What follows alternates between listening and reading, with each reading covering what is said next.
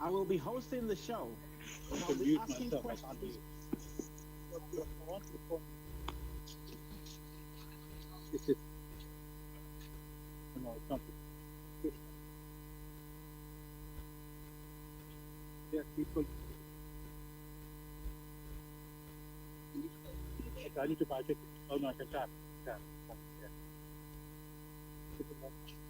Okay, this is the entrance.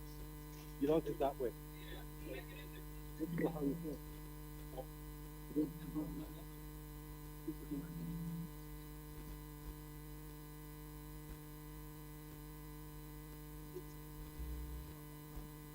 Now I'm going to point it out. It's very bad. Hello, B. Hello. Hello. Aren't you on the line? Hello. Yes, go I on. am on the line. Okay. I can't mute myself. That's a big problem.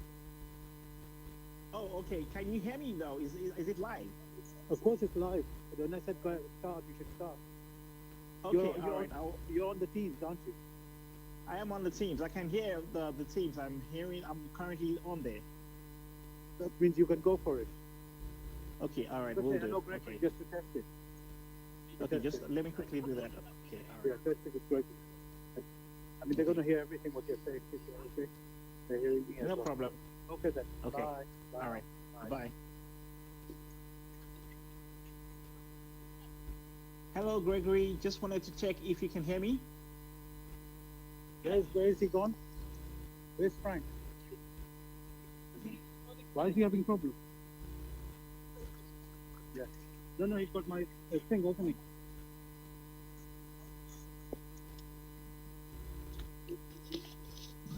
Hello, Gregory. Can you hear me? I can get you on my phone. I'm trying to get you on my Oh, on your phone. Okay. All right, that's fine. It's quite faint. I cannot hear you, but quite well. But I think we can manage.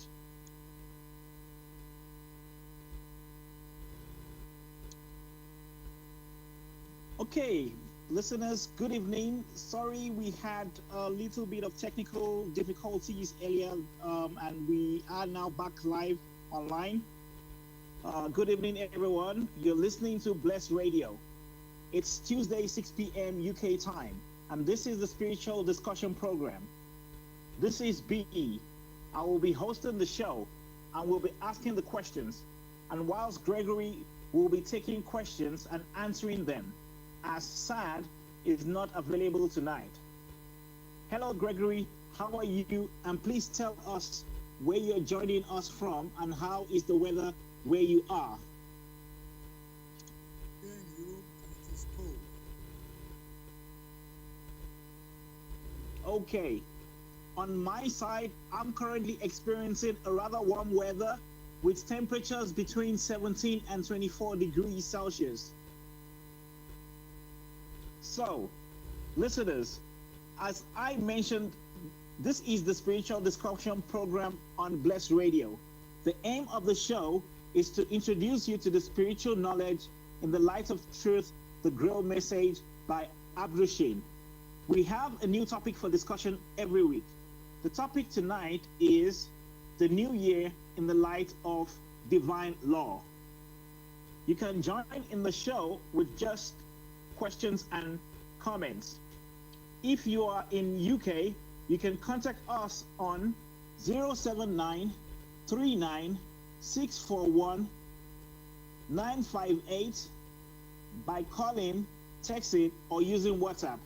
And if you are outside the UK, then you can call and contact us on 0044 79 39 64 1958 by calling, texting, or using WhatsApp. You can also contact us on the chat box on the website. We are broadcasting on blessradio1.com. That is the number one. Go to the homepage. Just scroll down to the box called Bless Chat and send any questions or comments.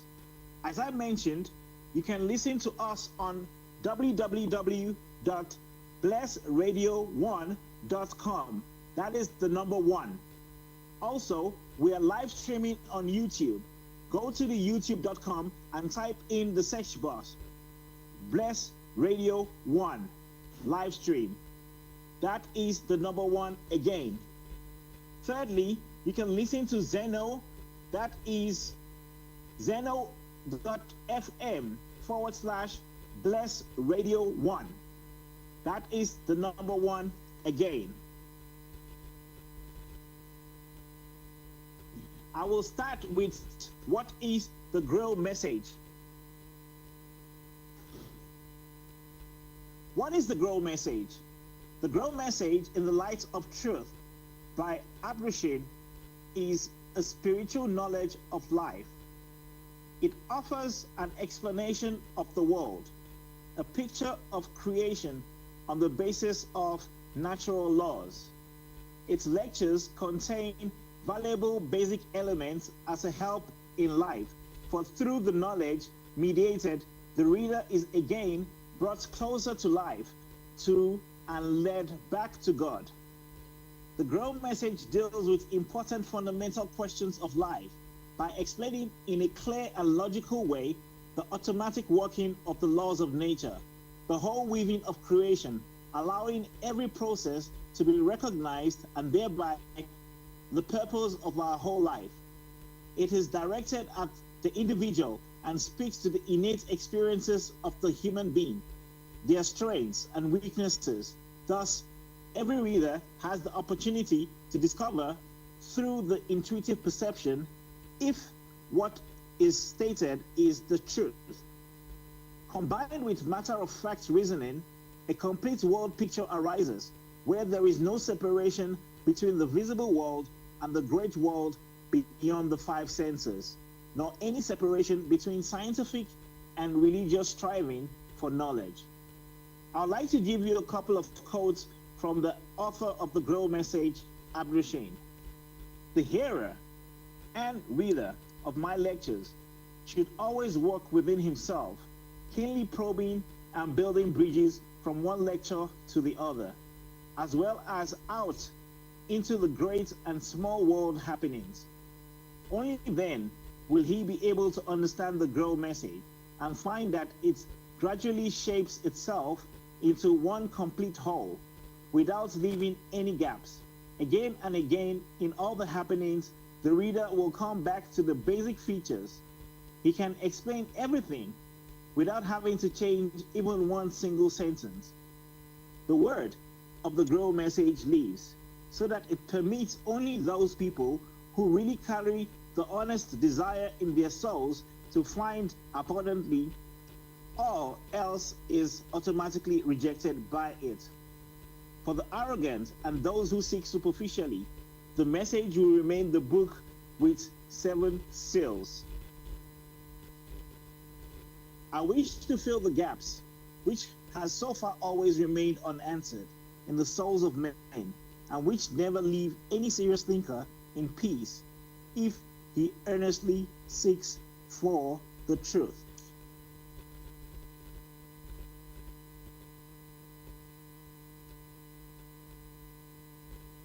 Listeners, the topic for tonight's show is the new year in the light of divine law. You can join in the show with your questions and comments.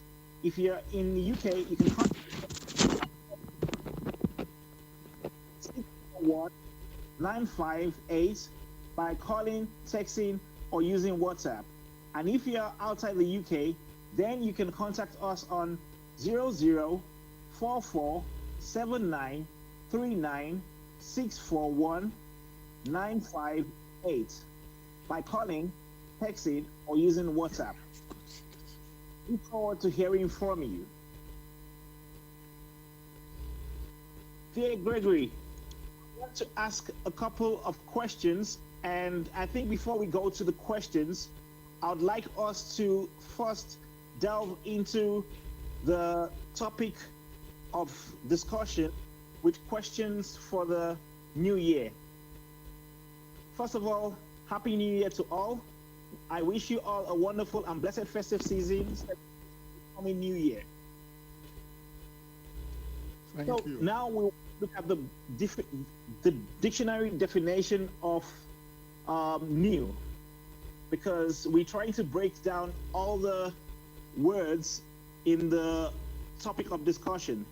What do you for the topic of discussion, we have new, and the description here says, the Bible description, the dictionary description says, new describes something recently produced, introduced, discovered, or existing for the first time. What do you think of this description? Well, Gregory. thanks, Ray, for that question.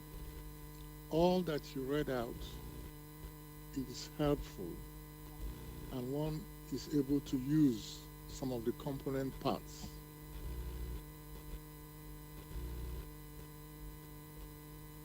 Okay. Again, it goes further to say it can mean unused or not previously owned, implying freshness or pristine condition. Would we say that this meaning also encapsulates what it is we're trying to discuss tonight? Yes, all the descriptions or definitions seem to be parts of what new is, looking at new from different perspectives. Okay. Again, I would like to read some more descriptions just so that we get maybe a more clearer description of what new is. New may refer to something recently acquired or experienced. Again, these are all can be included into what new is because it's very versatile. Okay. I think then let me pick one more description from the dictionary, which says new often signifies renewal or transformation, such as beginning anew or being reinvigorated.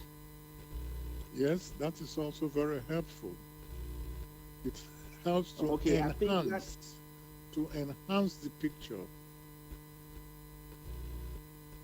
Okay. I think the word renewal and transformation does really resonate with me regarding what we're trying to, the topic of discussion today, where we're trying to address, the topic is the new year in the light of divine law. So new being renewal and transformation. So we're entering into a renewal process or a renewal phase in this coming season. So I'll move on to the second word, which is year. And the dictionary definition for year says a year is the time the earth takes to complete one full revolution around the sun. It is commonly refers to 365 days period or 366 days in a leap year, starting on January. A year can also mean any 12-month period measured from a different starting point. It is used in financial tax, academic, and calendar system to reckon time. And then another one here says a year can follow non-Gregorian calendars like religious or cultural systems. What would you say about these definitions?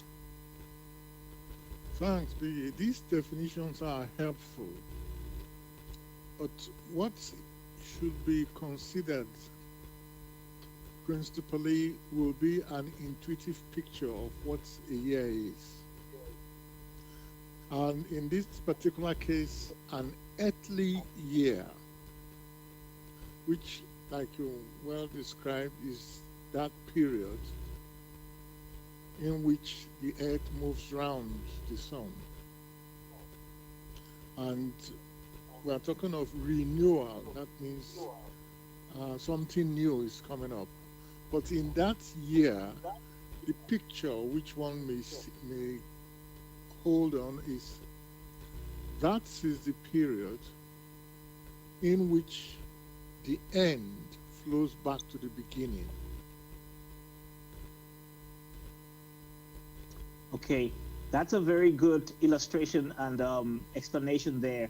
What came to my mind regarding this explanation is specifically, I think it's just a short question which I'd like to ask is how does this relate to a spiritual concept of year of renewal? Is there anything happening in a spiritual sense? Will we say rather in the intuitive sense, is something happening to the spirit?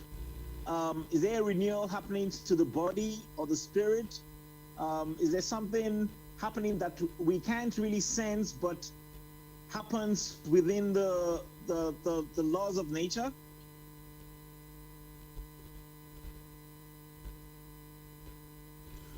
As a matter of fact, yes.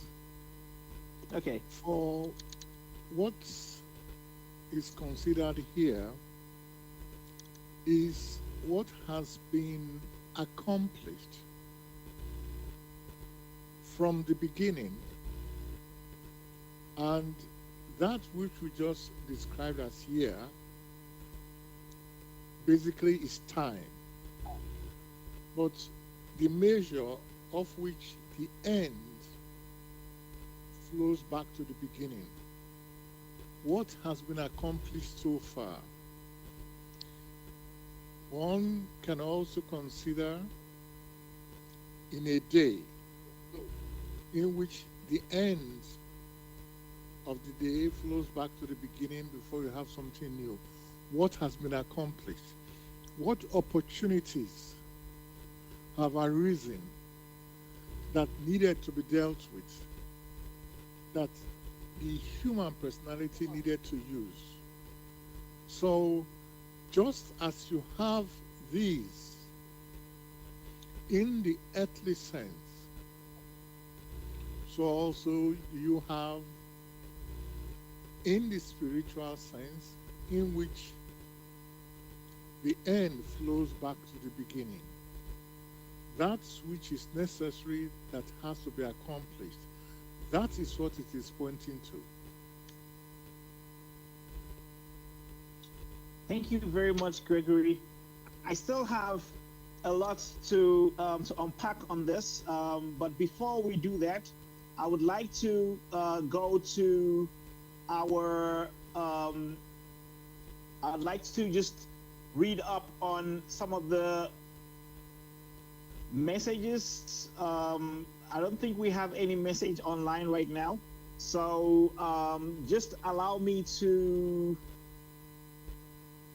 start with this. Listeners, you're listening to Blessed Radio. This is the spiritual discussion program on Tuesday evenings from 6 p.m. to 8 p.m. UK time. I, B, am your host of the show tonight and asking the questions.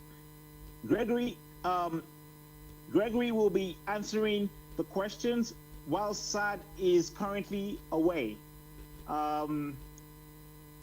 The aim of the show is to introduce you to the work In the Light of Truth, the Grail Message by Abdushin. If you want more information on the Grail Message or wants to get a copy of the Grail Message for yourself, then go to this website. It is www.grail, Grail, message, message.com. The topic for discussion tonight is the new year in the light of divine law. You can join in the show with your questions and comments. If you're in the UK, you can contact us on 079 39 641 958 by calling, texting, or using WhatsApp. And if you're outside the UK, then you can contact us on 0044 7939 by calling, texting, or using WhatsApp. You can also contact us on the chat box on the website. We are broadcasting on blessradio1.com. That is the number 1. Go to the homepage, just scroll down to the box called Bless Chat and send any questions or comments. As I mentioned, you can listen to us on www.blessradio1.com. That is the number 1. We are also live streaming on YouTube. Go to youtube.com. Type in the search box, Bless Radio 1 live stream. That is the number 1 once again. The next day, you can listen to the recording of the show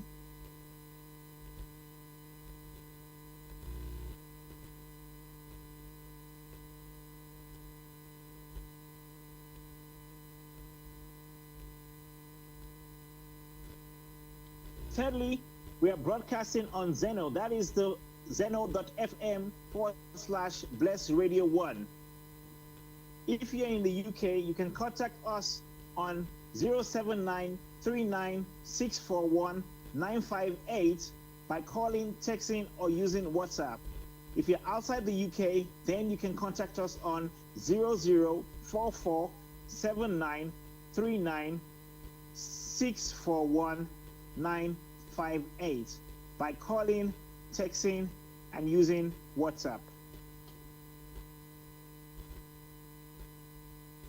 Okay. Thank you, Gregory. I would like to now go to the next discussion, or the next word in our discussion, which is light. We're checking this word in the dictionary, and here the dictionary definition for light says, light is the natural agent that enables sight, making objects visible through illumination. It refers to sources of brightness, such as sunlight, lamps, fire, or electric lighting. Light describes the quality or amount of illumination in a space. Light signifies understanding, insight, or enlightenment, including spiritual awareness. What would you say about these definitions, Gregory? Thanks again. All the definitions you just made available are also partially correct, because they sort of present a picture which picture is usable. Okay. Thank you. All right. So let us go further on to the next one, which is divine. And divine is described as, it describes what is of, from, or like God, heavenly, holy, or godlike in nature. Again, divine, it refers to what is sacred, consecrated, or devoted to God, especially in worship and liturgy. Again, another informal way of describing divine means extremely pleasing or delightful, expressing admiration or beauty. And then the next one is a noun. Divine historically denotes a theologian, a cleric, or person devoted to sacred study. And then again, it says it also signifies God or providence itself, the supreme spiritual source. And the verb divine means discern from intuition, insight, or perception.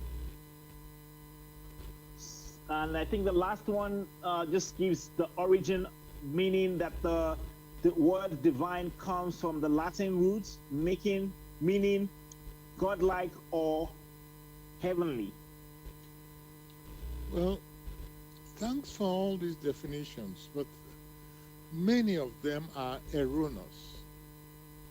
They are filled with errors because it is understandable that for many to grasp that which is divine, strictly speaking, that which is divine is above human understanding.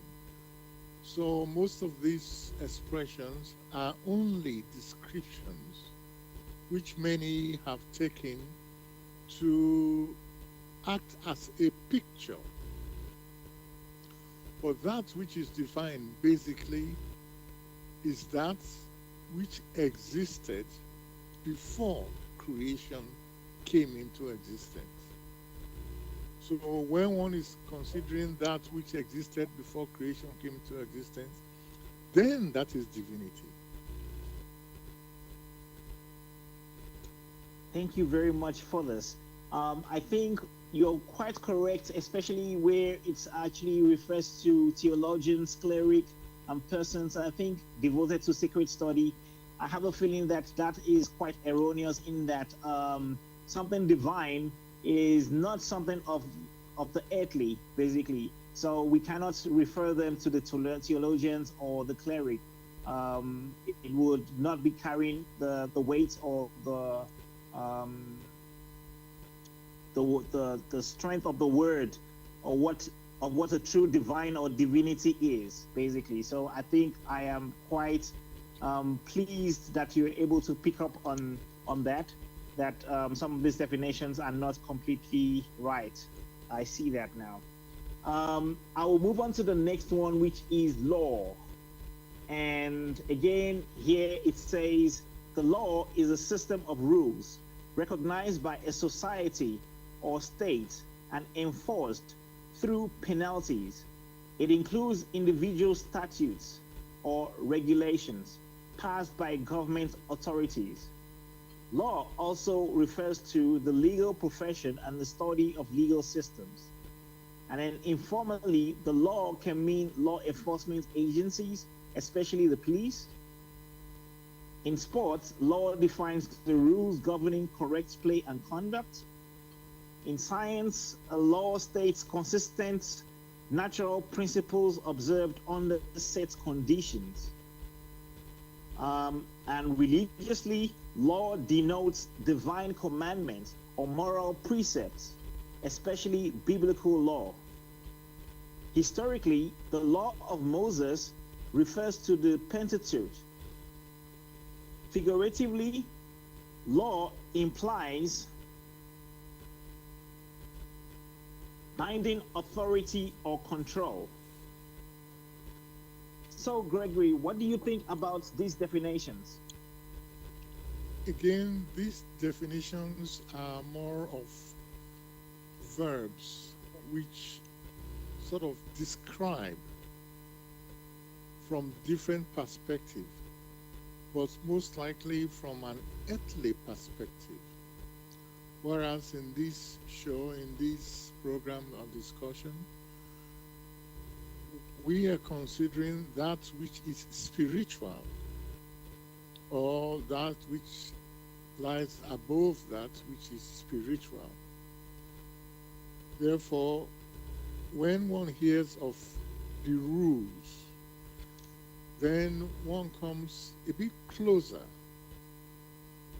That which one may refer to as the law are basically the rule of operation.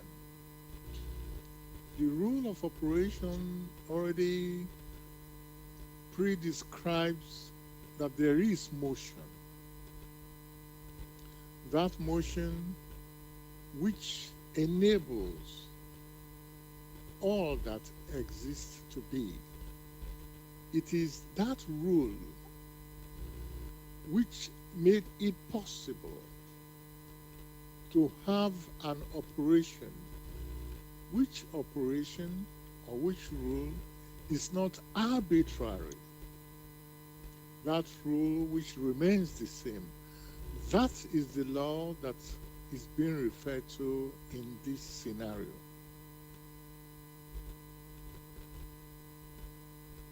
Okay, thank you for this explanation, Gregory.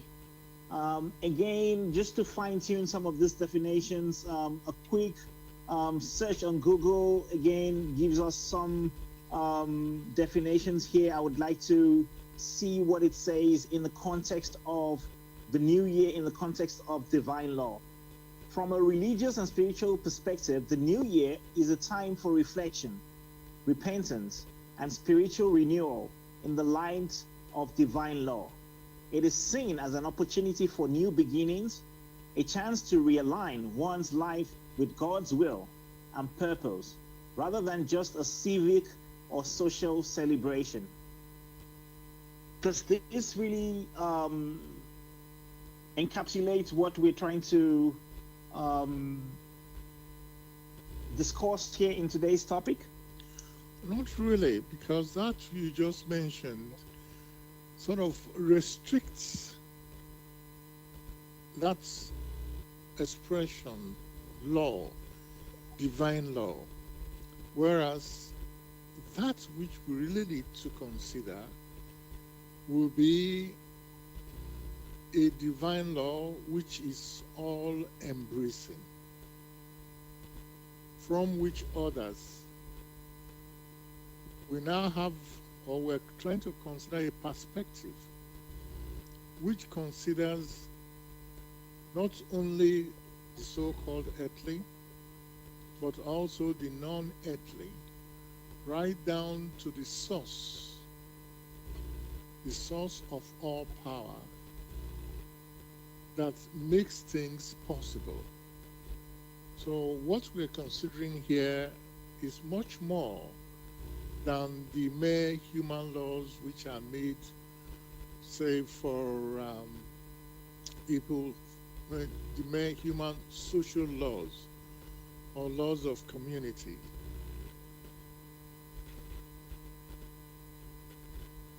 Okay, thank you very much for this description and explanation. I would like to know what really is the divine law, because is there a real difference or similarities between divine laws, the laws of nature, or the laws of creation? And secondly, the next question is, how should we not confuse divine laws with the universal laws? Are they the same?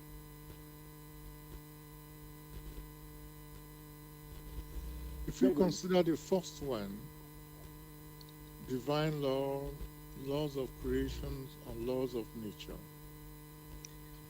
strictly speaking, divine law operates within the divine domain.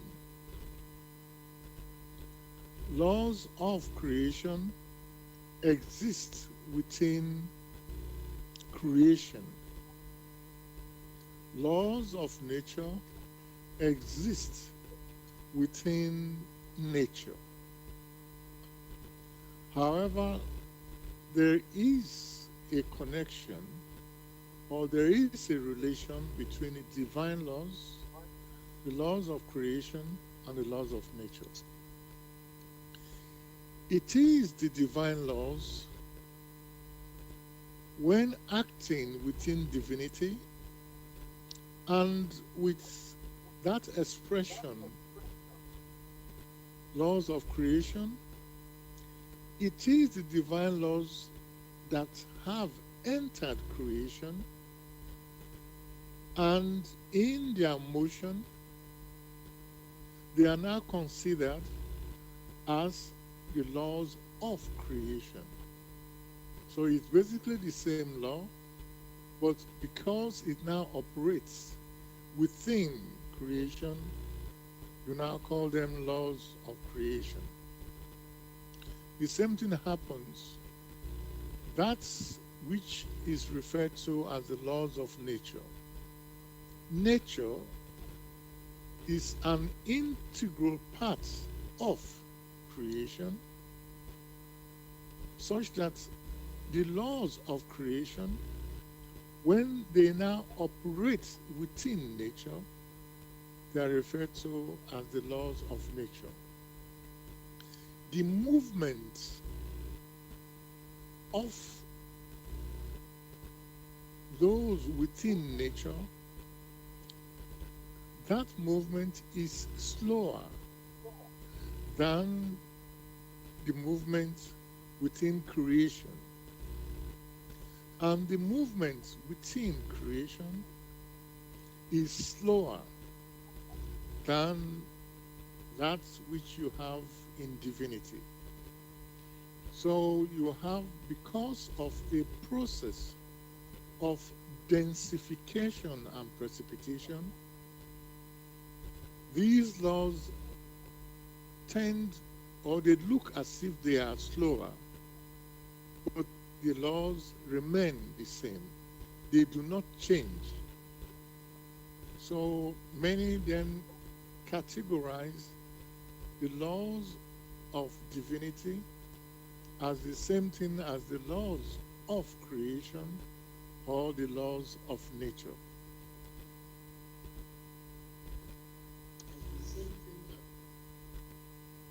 Thank you very much for this explanation. I think what I gather from this, with the explanation he gave, I see that divine laws are laws basically working within the divine sphere or the divine realm, where, of course, given by or radiated from the unsubstantiated realm, let's put it that way, all the way downwards towards creation, basically. Will that make a proper picture of what the divine laws are? Like laws given, are they laws directly given? For instance, like the Ten Commandments, is that part of the law? Or are there specific laws that are being given specifically by the divine or divinity? Is that these specific laws that are given for people to, or is it for nature? Is it for people to adhere to, or is it for the nature to function in a specific way?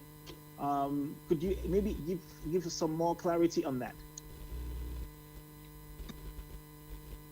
Well, thanks for that specific question.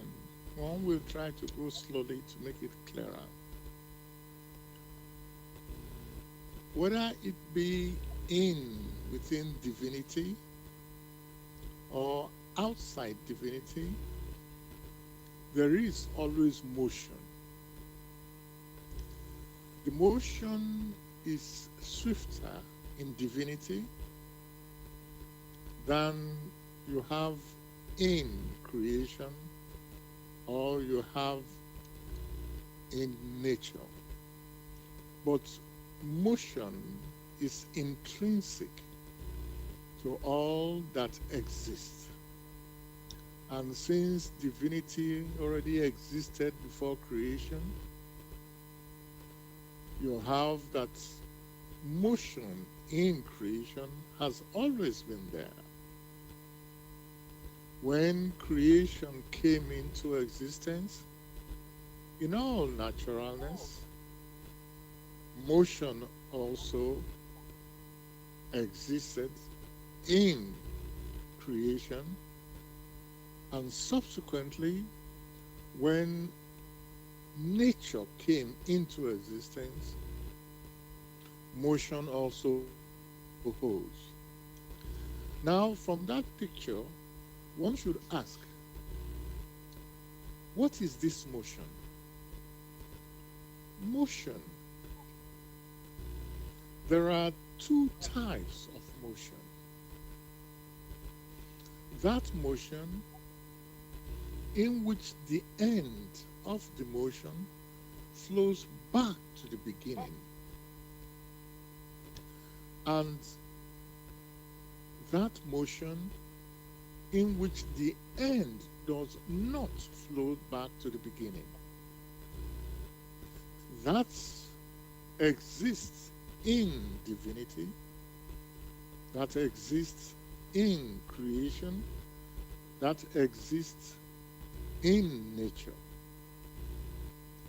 Now, when one considers that the first scenario in which the end flows back to the beginning, that in itself in motion is more of a reciprocal activity. That is why it is said the end flows back to the beginning. That in itself defines time.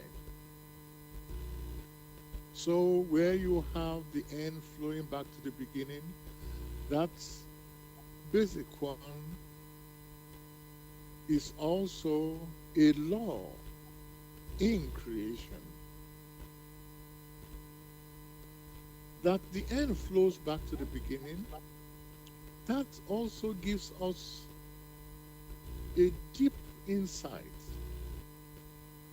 in which the end only flows back to the beginning because there must be an attraction that attracts the end back to the beginning.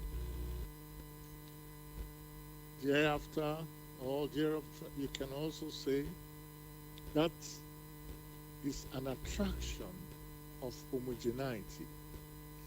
That also defines what a species is.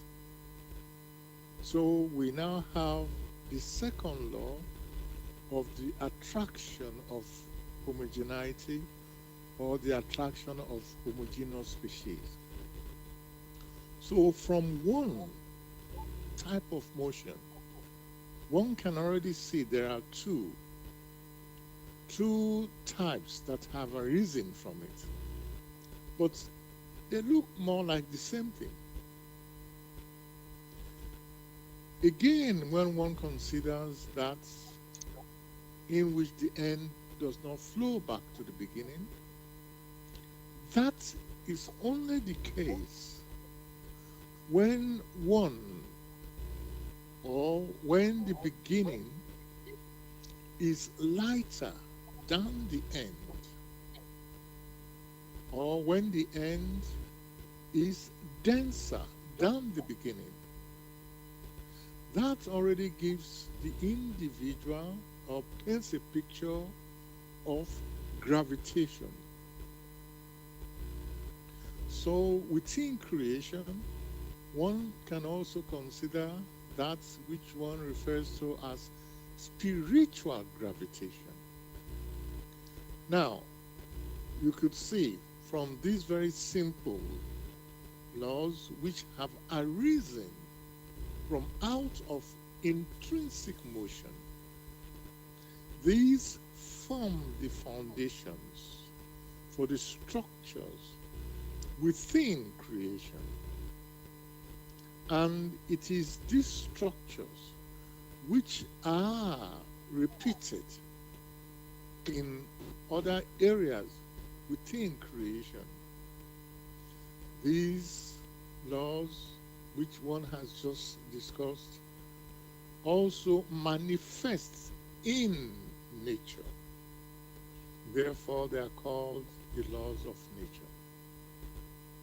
That which is denser than the other, that sinks. That which is lighter than the other, that floats, rises higher. So, from the world of matter, which we are familiar with, we call that more like gravitation. Also, that which is referred to as a reciprocal activity, that is also a law in creation, and also that of the attraction of homogeneous species. These very simple rules of operation set the tone, set everything in creation how things should be. And you have it also here on earth in the world of gross matter, where everything has become so dense. That which is referred to as spiritual gravitation has manifest within the spirits of man. That which is referred to as material gravitation, that we can easily experience here on earth when things that are of matter,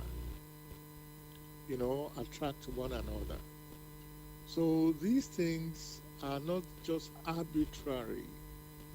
These have arisen from motion, from that intrinsic motion, and motion always remain the same. Okay, thank you very much, Gregory. So I would like to read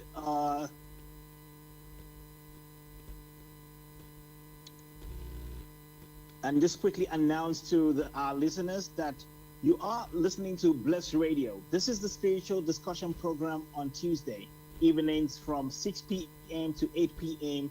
UK time. I am hosting the show and asking the questions. Sad is away tonight, and so Gregory is basically answering the questions that I am asking. The aim of the show is to introduce you to the work In the Light of Truth, the Grail Message by Abdushin. If you want more information on the Grail Message or want to get a copy of the Grail Message for yourself, then go to the website www.grail, that is GRAIL, message, which is MESSAGE.com.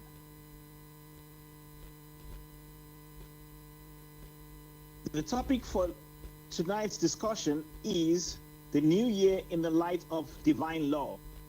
You can join in the show with your questions and comments. If you're in UK, you can contact us on 079 39 641 958 by calling, texting, or using WhatsApp.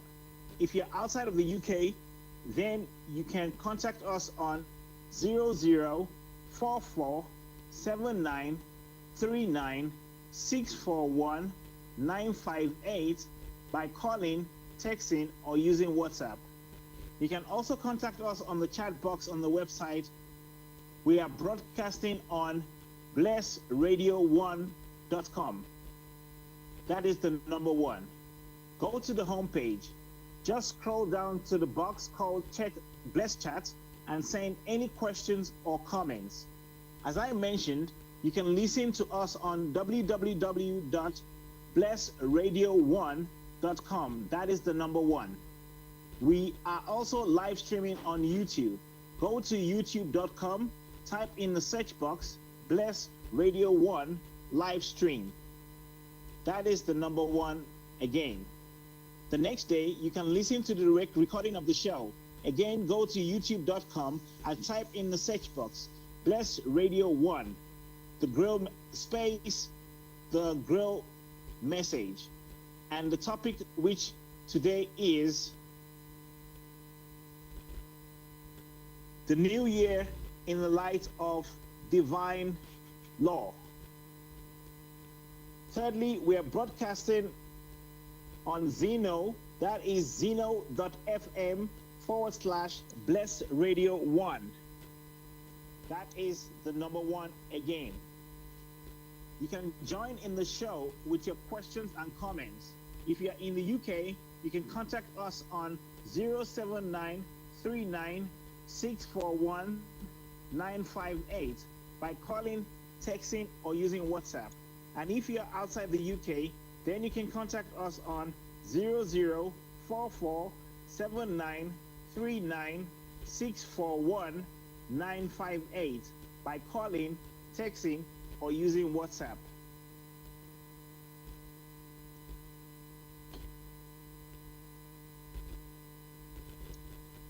Okay, Gregory. Um, Thank you for the previous description and explanation of all the laws of creation, the laws of homogeneous species, the laws of attraction, and the law of sowing and reaping, which is the law of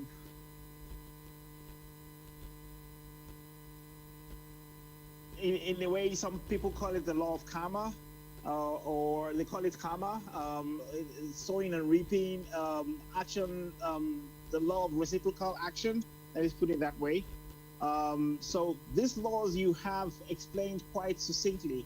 So I'm quite glad that you went quite in depth explaining what those are. However, I would like to know what is the difference between these three laws and the universal laws. Because the universal laws, when people I just want to make it so that people can understand maybe if there is a difference, or so that they don't mistake one for the other. From the dictionary definition or the definition of universal law, it says a universal law is a fundamental principle governing existence, describing how everything from physics to ethics operates consistently without exception, such as gravity and the law of cause and effect, acting as an inherent order rather than an imposed rule. Though the terms also refer to metaphysics concepts like hermetic laws governing mindset and energy. So how do we relate these two? The divine laws, in some places they talk about universal laws. Are they the same thing, or are these completely different aspects altogether? Basically, many a person, once that expression universal law is used, they are referring to the universe of, or the world of matter, which is that which the human personality is able to perceive. Basically, the universal law that governs that which is of the highest density possible, which is perceptible to the five senses and to further instruments. That's what they are referring to. That belongs to the world of matter. When the explanation was put forward, the world of matter, which they are referring to, in which they mentioned the universal laws, those constituents of the universal laws, or those constituents of the universe, they are in motion. Because these constituents, be it stars, be it human personalities, be it animals, whatever it is, all of these are in motion. One may also consider relative motion. That which is of spirit, the rapidity of its motion is much, much greater than that which is of nature. Even in nature, you find that that which is denser, because of its density, it is slower, but it is in motion. As long as a constituent is in motion, which must be in motion, then the laws of motion applies to it because it cannot be otherwise. So for now, what many consider as the universal laws are the same basic types of motion which applies to the universe, to that domain, to that constituency which they are considering, no matter the perspective. However, you will find that these laws apply basically to nature where the human personality does not interfere. When you have the human personality interfering, they might decide to go against it. But that does not mean that there is a failure of the law. For in going against these laws, by striving to block the motion which is being pressed out by this law, that brings in some form of illness. For subsequently you find an accumulation of some constituents or of energy, whatever one cares to call it. Because that motion which maintains equilibrium has been destabilized. This motion, particularly that in which the end flows back to the beginning, or that which is referred to as the attraction of homogeneity, which occurs within the same species, that maintains a dynamic equilibrium. Whenever it is violated, then that brings ill results.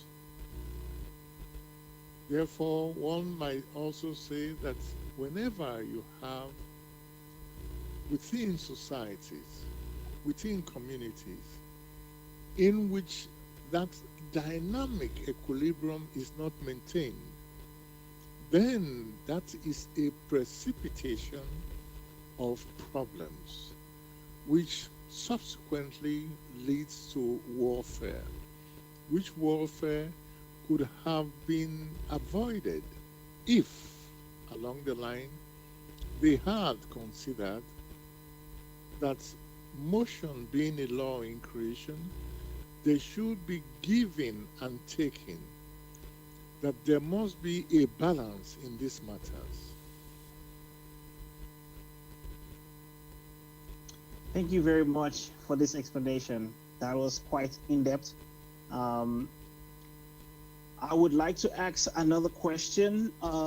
This question is about divine light, because we are talking about divine law, but how does this differ from light, the normal light, or like the light that was described in our definitions earlier? How does this divine light differ from what we know or are familiar with, like the light that comes from the light bulb or the sunlight or a lamp? Well, thanks again for this particular question. That which is referred to as divine light, that is able to create. It's able to permit creation to come into existence. And in permitting creation to come into existence,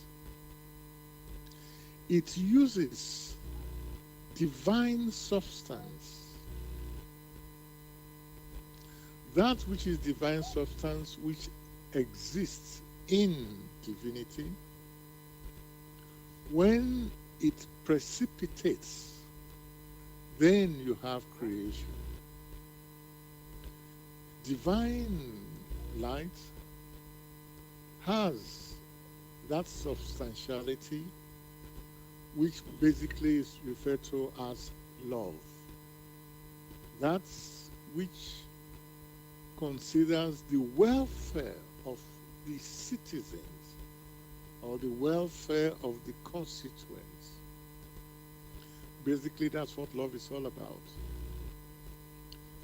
Divine light does not act in an arbitrary manner. It acts in accordance with the will that permitted it to exist in creation. So that which is referred to as divine light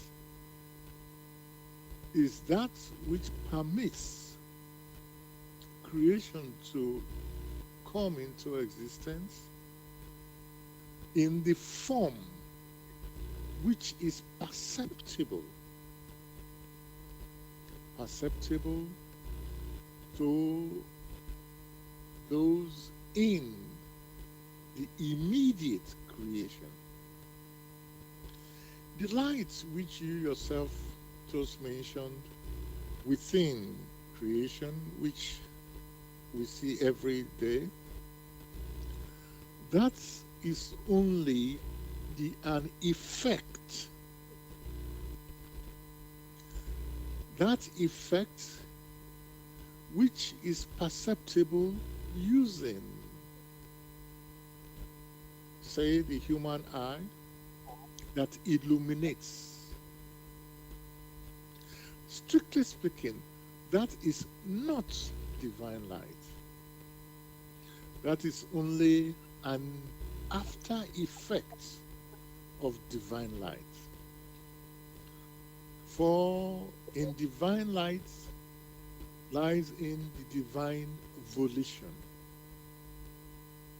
whereas the light which is referred to from the light bulb or the candle, these are after effects, which after effects helps to illuminate things such that our organs of perception are able to see others within the same species.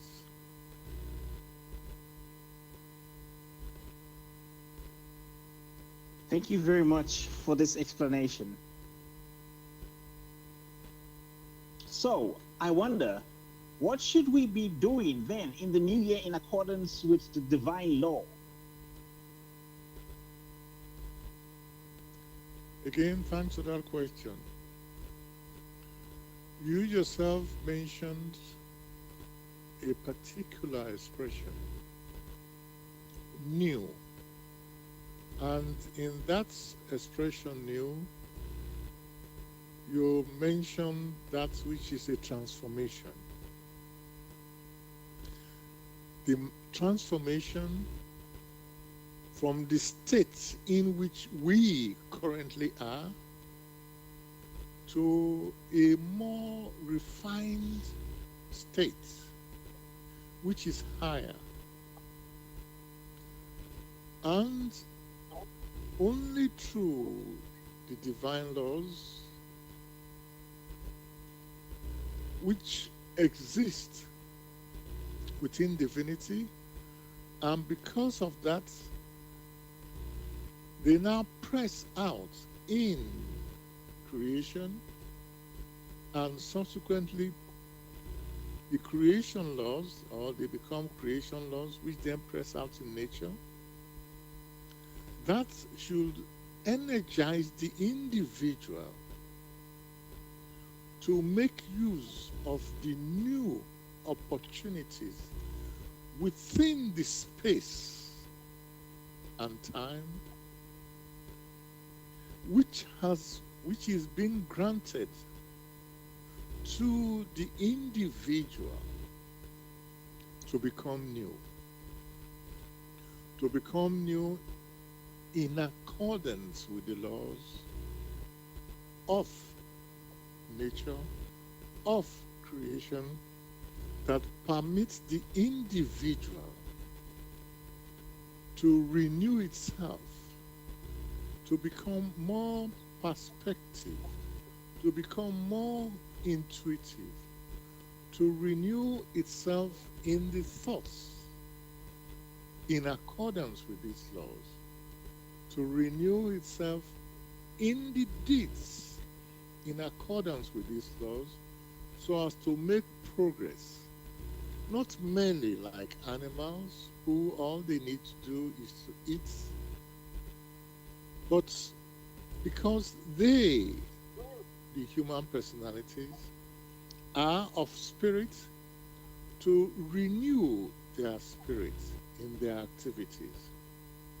That is what the individual must strive after.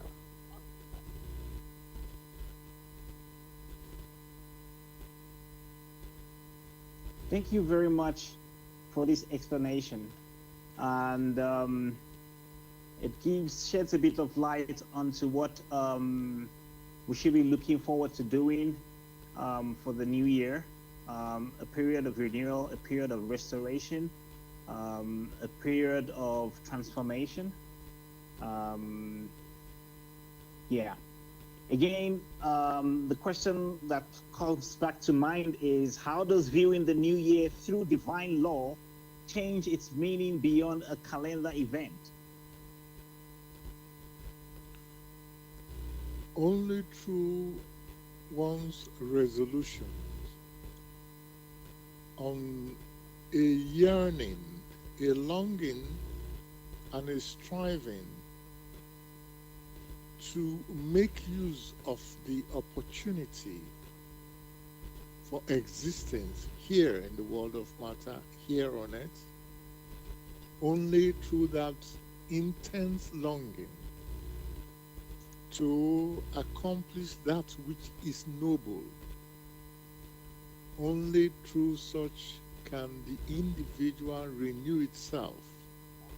Otherwise, if it remains the same as it was at the end of that period, which is now designated as a year, or it sinks deeper, then the opportunity granted in space, in time, that opportunity has been in vain. It should be the striving, it should be the goal of all that is of spirit, to strive after that which is noble, to shed that which is ignoble, such that when they are then called away from the earth, they should be in the position where they can strive higher and higher in accordance with these laws that will bear them closer to their origin where they left quite some time ago, so that they are able to arrive at their home as self-conscious human personalities. Self-conscious human personalities because they themselves have cultivated the nobility of those virtues of simplicity, of compassion, of diligence. That should be the striving, or that should be the goal of the human spirit who started its journey as an unconscious spirit germ, who was permitted to come down into the world of matter in order to experience, granted the resources in time, in space, such that through experiencing is able to allow those values or to allow those things which have been implanted within it to grow and come to fruition, such that when it's now permitted to go back home as now a self-conscious human personality, it itself is able to support those who now have started their journey to become first conscious and subsequently self-conscious, just as he himself or herself was supported by those who stand higher above it.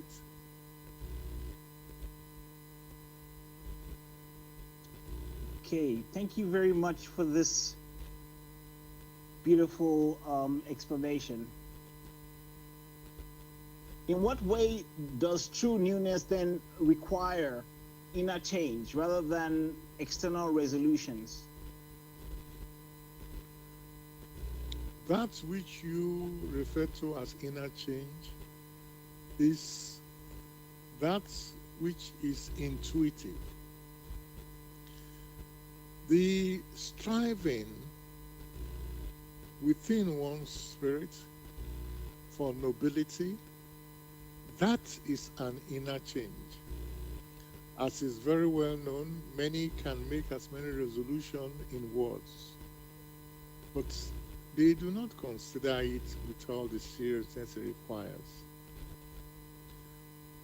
There are many who can also write down this resolution, that which is in their thoughts, but they never ask for guidance such that they are able to accomplish that which is necessary. But above all, man must be honest with himself. Many a thing which a human personality desires or asks for are all material things, not self-refinement. They wish to be able to have as many material things such that they will not be engaged in further self-exertion. Self-exertion refers to the self, which is the spirit, whereas that which is referred to here is the exertion of the spirit, such that in its activities it strives after that which is noble, strives to understand that in order to get back home as a self-conscious human spirit, it must be one for all and all for one.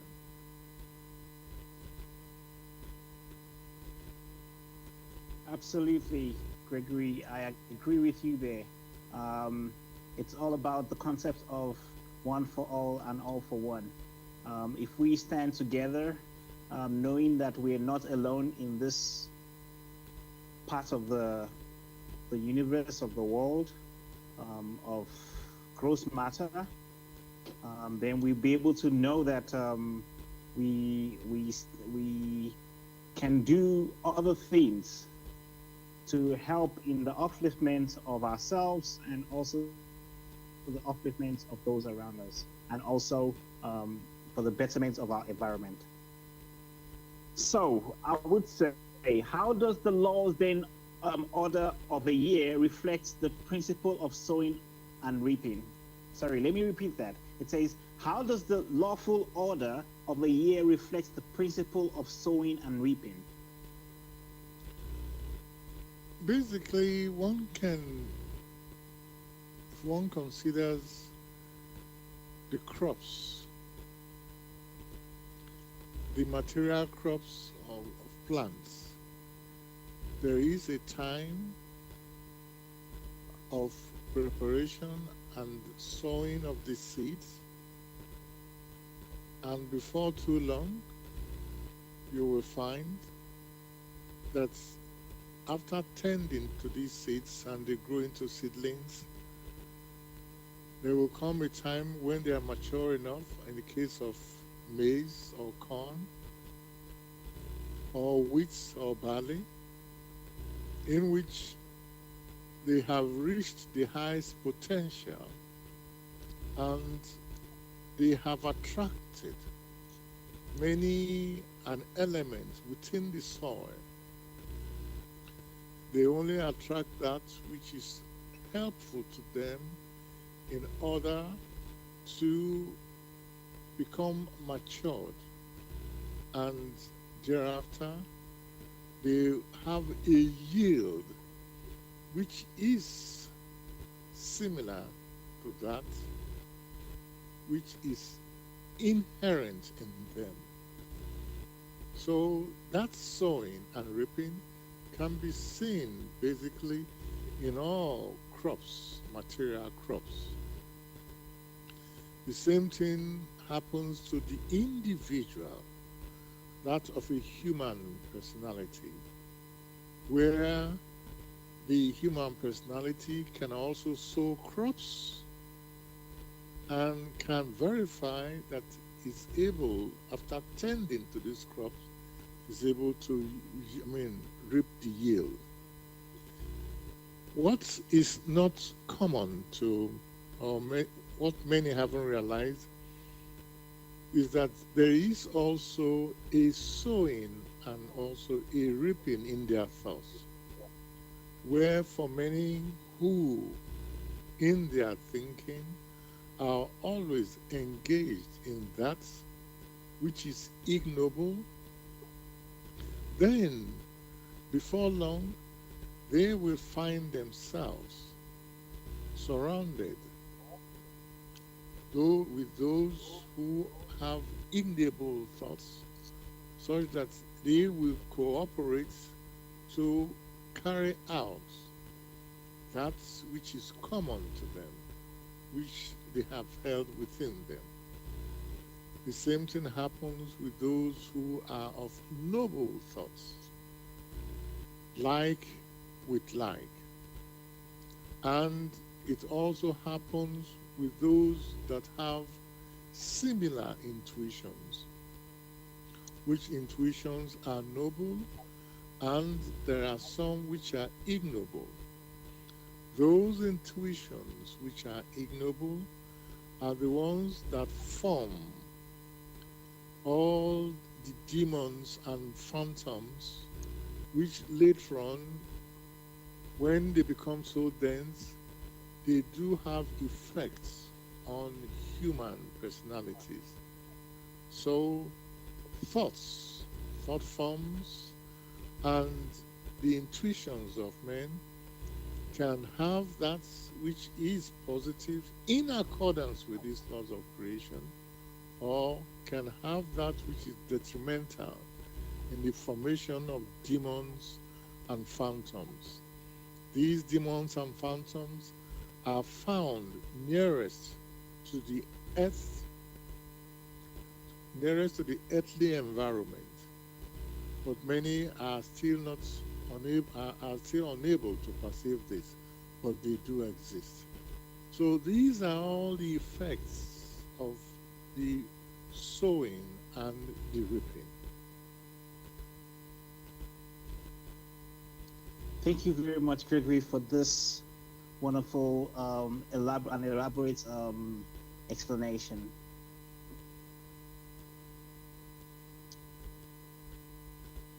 Listeners, you are listening to Blessed Radio. This is the spiritual discussion program on Tuesday evenings from 6 p.m. to 8 p.m. UK time. I, B, am hosting the show and asking the questions. Sad is away tonight, and so Gregory is going to be answering the questions. The aim of the show is to introduce you to the work In the Light of Truth, the Grail Message by Abdushin.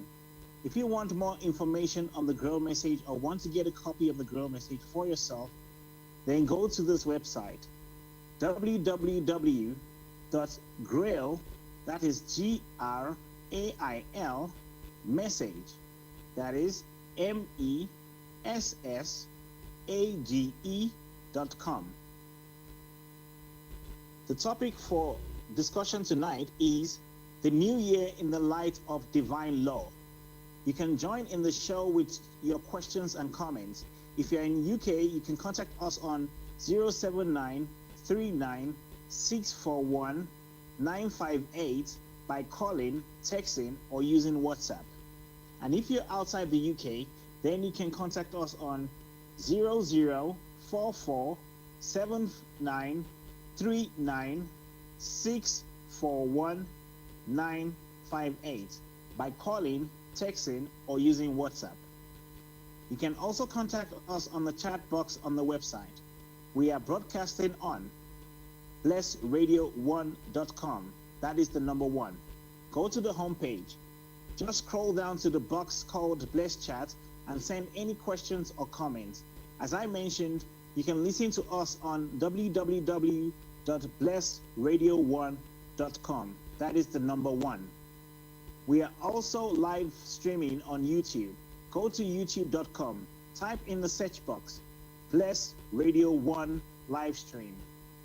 That is the number 1. The next day, you can listen to the recording of the show. Again, go to youtube.com and type in the search box, Bless Radio 1, space, the Grail Message. And the topic of today, which is the new year in the light of divine law.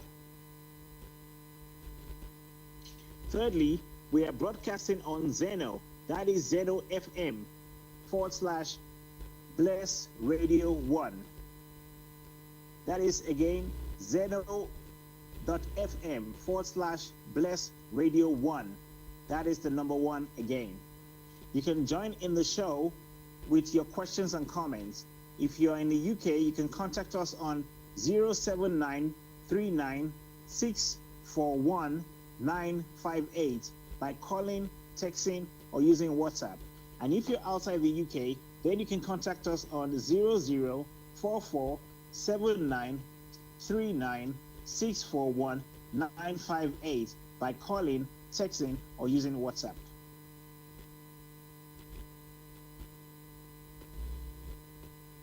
So, Gregory, thank you once again. And listeners, thank you for staying with us till this moment in time. We have more questions coming.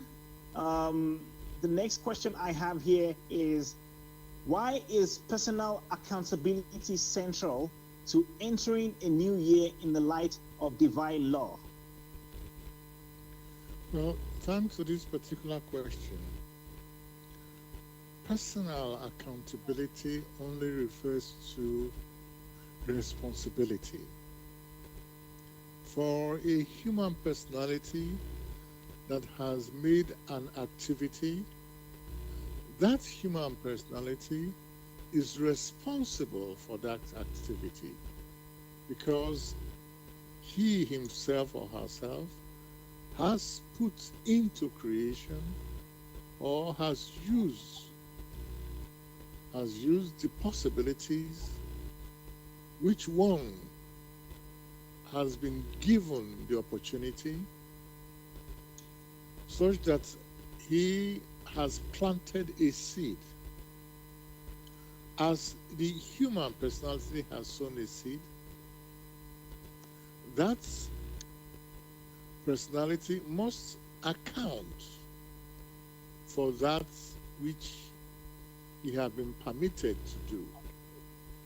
If you have the case where that human personality is been able to use that opportunity to bring many a blessing to others, in all naturalness, in accordance with reciprocal activities, that blessing should uplift the individual. Very simple example would be that of a musician who, through his or her activities, either in songs or whatever one calls it in his composition, is able to cheer up an individual with either songs or music.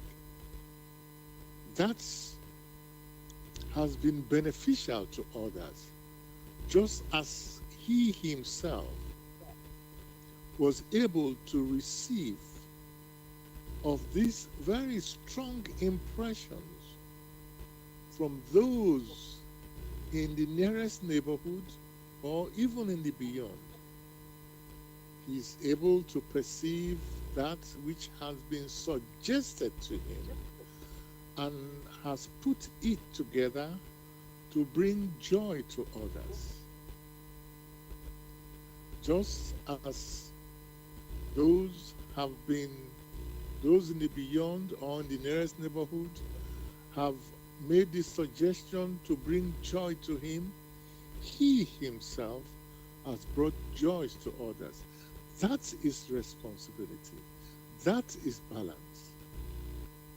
If, however, the individual, instead of making use of that blessing which has been passed on to him, he denies it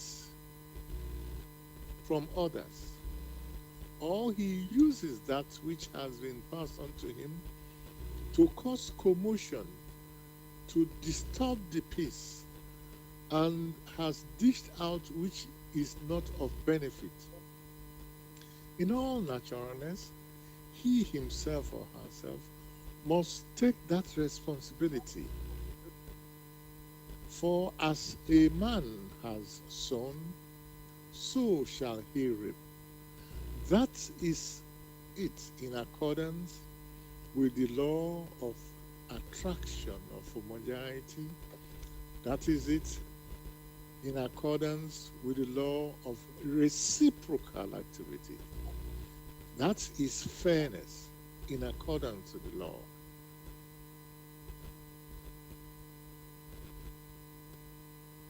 Thank you very much for this, Gregory. How does spiritual light expose both growth and negligence within the human soul? So, could you repeat the question again? How does spiritual light expose both growth and negligence within the human soul? If we say spiritual light, I presume that should be divine light. Expose both growth and negligence within the human soul. One will find that when spiritual light or divine light is mentioned, which concerns to the human soul, that which is referred to being spiritual resonates. So if you have the strivings of the human soul resonating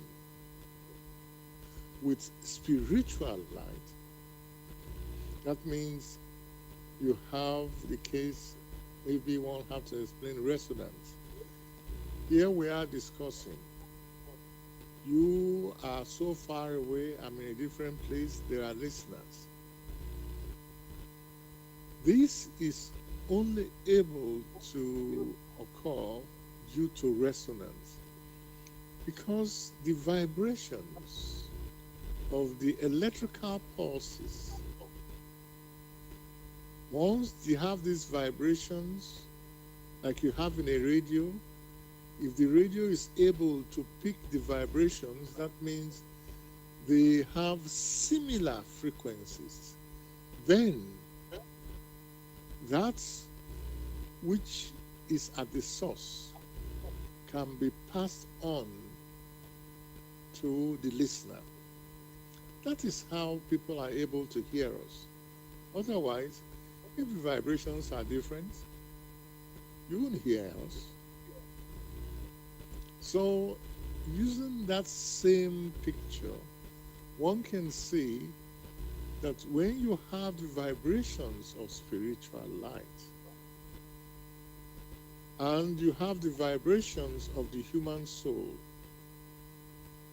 once you have that they are near or the same, then that which is spiritual will have resonance with that of the human soul and is able to elevate the human personality. Whereas that which is spiritual, if it does not resonate with the human personality, it means it passes it by. It could well mean that the human personality is striving after that which is ignoble.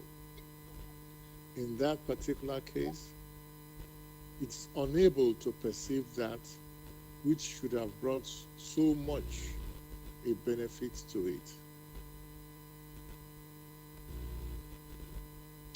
Thank you very much for this explanation.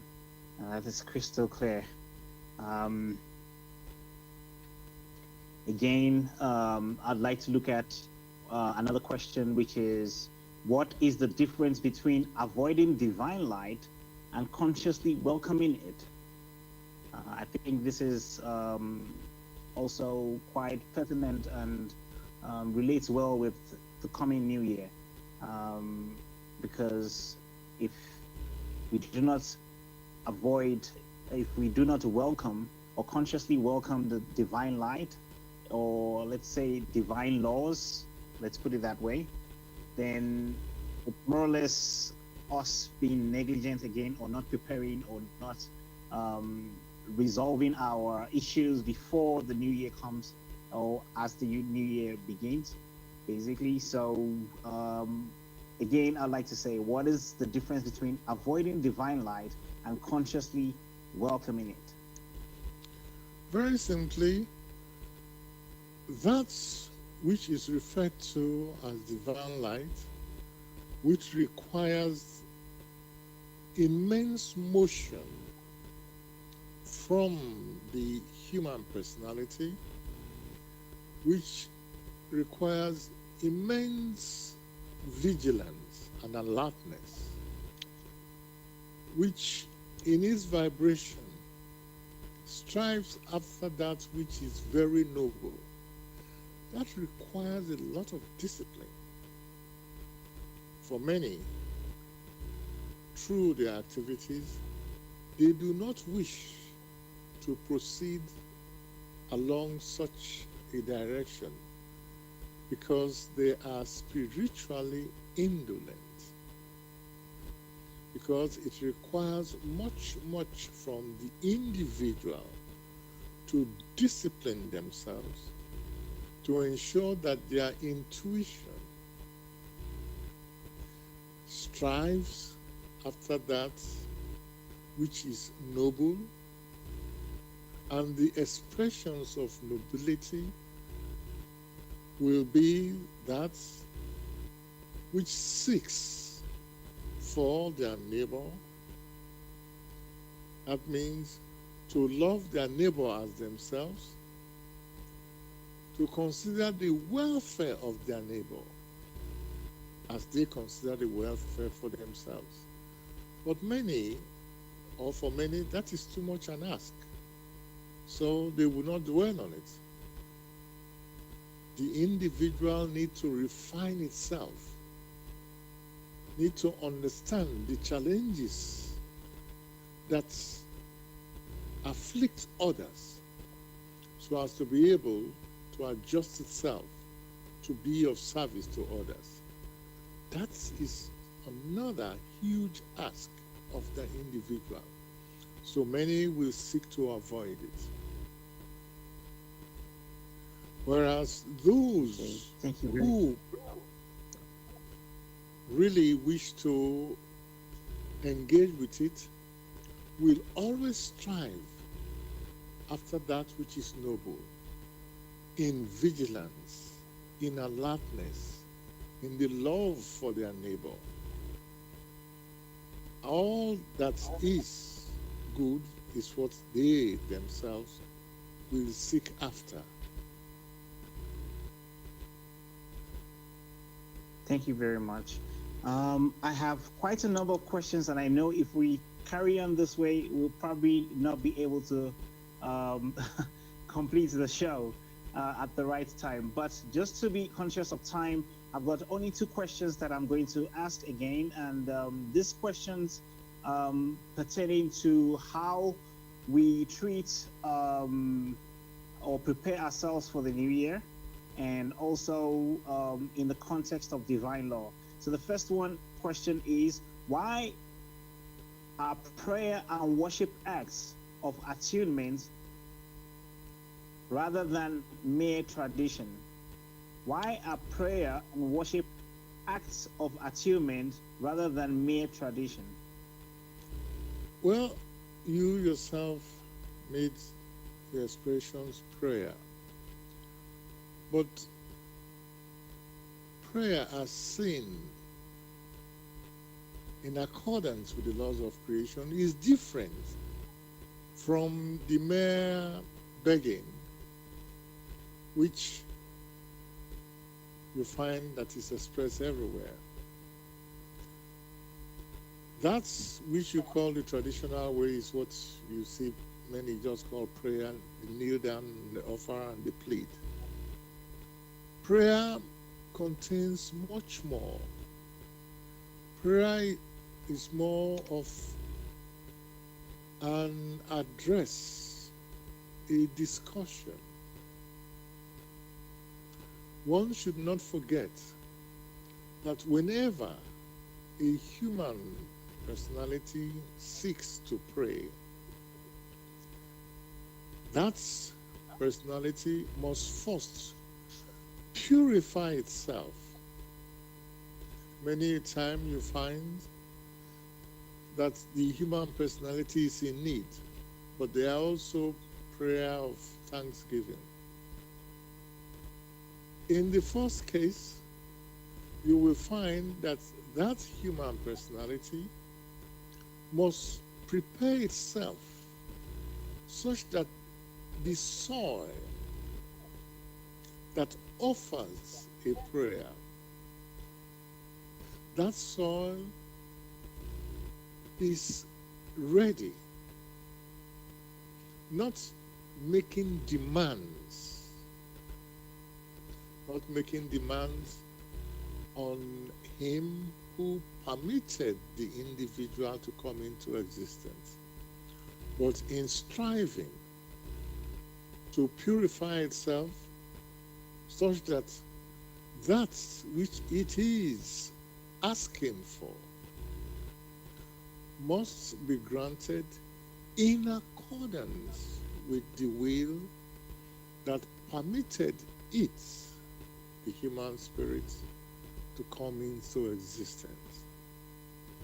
So the first thing is that preparation, such that the streams of blessings within creation, that human spirit is attuned to it. When it's able to do that and is able to receive of these blessings, it should make use of these blessings vigorously, in vigorous activities, such that just as it was able to receive of these blessings, it is able to make use of it and pass it on to others, such that it will bring joy and happiness to others, just as he himself or herself was able to receive of these blessings. That is what prayer is. And to give an example, Jesus gave the Lord's Prayer, which basically he started, Our Father, who art in heaven, hallowed be thy name. You have that this masterpiece started with a very simple opening in humility,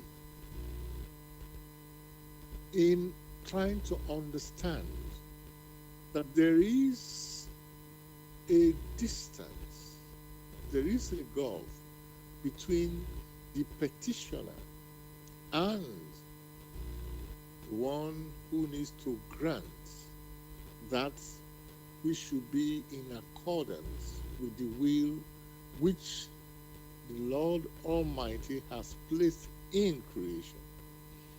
This is very different from the so-called traditional, where you bring your will and then you ask the Lord to bless it, whether the Lord likes it or not, whether it accords to its will or not. So the human personality that wishes to pray must first prepare itself in accordance with the will of the Almighty, that desire in that particular instance that which is pure. Many a time prayers are heard when the human personality is so broken with experiences, that in that instance they unconsciously open themselves to these streams, which streams of blessings have always been there to be of support to the human personality who is experiencing within creation. Thank you very much, Gregory. I think I can actually give a more or less a rounding conclusion that the new year in the light of divine law is a summons to maturity. It calls each soul to step forward consciously, to live more truthfully, to serve more faithfully, and to work with greater awareness of cause and effect. Again, time moves on regardless. Wisdom lies in moving with it, upright, alert, and aligned with the eternal laws that govern all life. As the new year becomes a conscious step towards maturity and service under divine law. So thank you, listeners, once again. Before we end the show, I would like to read an excerpt from the Grail Message. For your guidance, the bandage falls away and belief becomes conviction. The mind only feels itself and free and at peace with when it is convinced. I am only addressing serious seekers. They must be capable and willing to judge from an unbiased standpoint. Religious fanatics and irresponsible enthusiasts may hold aloof, for they are only detrimental to the truth. And as for the malevolent and the prejudiced, they will find their sentence in the word. This message will only touch those who have a grain of truth left in them and who wish to represent a human being as he should be. To all such, it will be a lamp to their feet and a staff in their hand, and will safely lead them out of the chaos and confusion prevalent today. The following exposition does not promulgate a new religion. It is intended as a guide for all hearers and readers to the way upwards, to the longed-for goal. Only he who starts of his own accord can advance spiritually.